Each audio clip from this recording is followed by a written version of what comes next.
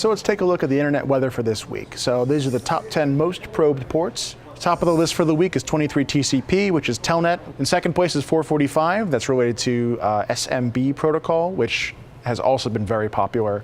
22 TCP is SSH. 1433, I believe, is MS SQL database server. 8545 is one of the ones that's kind of recently made its way up in the last couple of months. That has to do with the Ethereum cryptocurrency.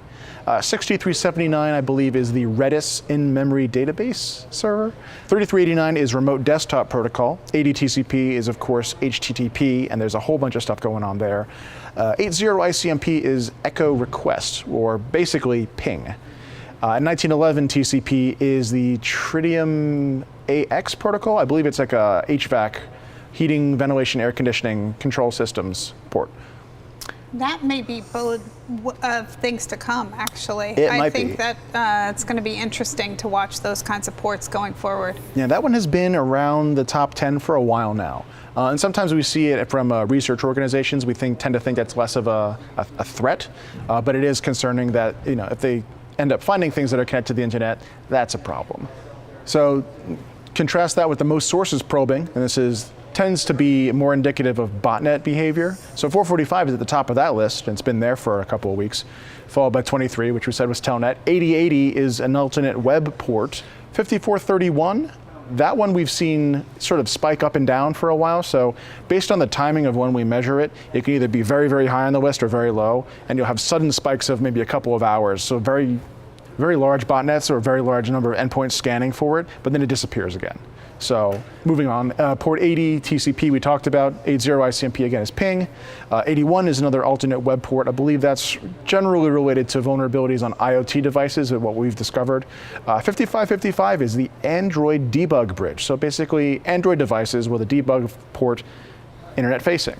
Not a good thing to have, really. 6881 is usually related to BitTorrent, and that tends to be because BitTorrent is such a widespread peer-to-peer protocol. Large number of sources using the protocol looks a lot like a large number of sources scanning for the protocol. So we take that with a grain of salt, typically. And then 21 TCP is file transfer protocol. And you can see here that for most sources probing between 23 TCP and 445, that takes up about half of the scanning that we're seeing in terms of the sources that we're seeing. So very large botnets, indeed, are looking at 23 TCP and 445. So we usually take a look at 23 TCP because it's been king forever. This is a 90-day graph, and you can see that there's been some ups and downs in terms of the number of sources scanning. We tend to think that this is related to several large botnets. Hajime, there's a couple of the other IoT ones that tend to focus on 23 when they're not actively scanning something else. So interesting, still huge volumes though. SMB has been cycling like this ever since WannaCry, really. And it's kind of hard to tell from this view, but it's actually trending down slightly towards the end of the 60-day window that we're looking at. It had been creeping up steadily, and I think it might be at a turning point. But again, hard to predict that sort of thing. Port 8545 TCP, the geth daemon for Ethereum has a port that it exposes to the internet, which you're not really supposed to expose to the internet. It's supposed to be more on your own local network. And one of the bad things about it is that if you expose it and someone knows how to query it properly, they can actually just steal the money out from right under you. So people. It's not a little like Memcache. It was supposed to be internal, wasn't it? Yeah, that's true. And there's a lot of protocols that we've come across that always were intended to be on the inside of a network. Right. And people just them. Exactly. So that's one of those things we could repeat it till we're blue in the face, that people should be aware of what it is they put internet facing, because someone's going to become looking for it. So port 6379 is actually more like Memcached. It's another in-memory data store. Basically, it's a database on the internet. And it doesn't authenticate users by default, because again, they're assuming you would put this on the inside of a network and not on the internet. Again, a little cleanliness would be helpful. Absolutely. Port 8889 was an interesting one. It didn't show up in the top 10 of either of our measurements this week, but it did trigger one of our baselines, so I decided I would look into it. And as it turns out, there's a single source in Switzerland who, in the last couple of days, maybe the last 5 days, has suddenly become interested in it. So I took a look, and it turns out there's another cryptocurrency called EOS, and I'm not sure if I'm pronouncing that right at all, but EOS is how you spell it. And on port 88 88, it exposes one of its interfaces. And there was a security flaw known with that was published about a week or so ago.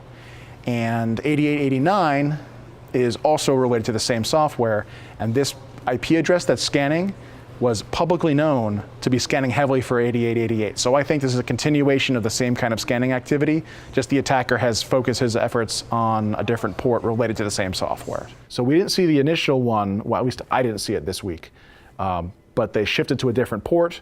We saw the shift, and we were able to trace it back to the original activity. So I can see that whole continuation. That was interesting. And one of the ones that I've been following for a while is this port 2000. Mikrotik routers had a vulnerability a while back in the web interface. So the bug was on port 80, but it's much easier to scan for something if you have a characteristic for the device. So they were scanning port 2000, which was characteristic of the Mikrotik routers, and then once they found it was a Mikrotik device, looked at port 80 on the same device to see if they could find the flaw. There was a huge spike you can see around the beginning of May. That has since petered off, and I think we're probably going to call it quits on monitoring this bug. And that's the internet weather. Great. I don't think there was anything really new that we haven't seen before. I do think, though, over time, Matt was talking about some of these industrial controls ports. I just want to make sure that we keep an eye on those, because as more and more things join the Internet of Things, we're going to see, I think, more and more industrial controls that potentially could become parts of these botnets, and it's going to be an interesting thing to watch.